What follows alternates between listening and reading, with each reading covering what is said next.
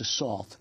Well, Stephen, I know I mentioned this earlier, but I like to focus on this because often it's not fully understood that what collective bargaining represents. Because I've worked in both union and non-union places. And in a non-union place, it's basically you and whatever the boss says, that's what happens. You have no rights in the normal workplace other than the basic federal rights that are guaranteed by Congress. But you basically have no right to bargain about how your labor is going to be used, what kind of conditions you're going to work under, you know, what kind of increases you're going to have, whether you're even going to have your job.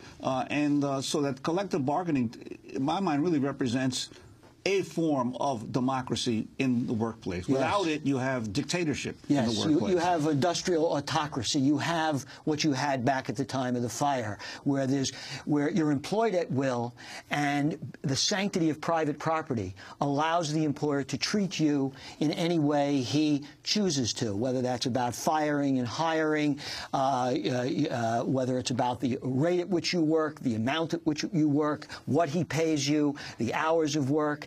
It means you have no voice in all of those circumstances that determine your fate.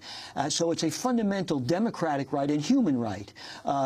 Collective bargaining has been understood that way through a good part of the 20th century because of the Triangle Fire and what followed it. And we can't lose it. It's too precious.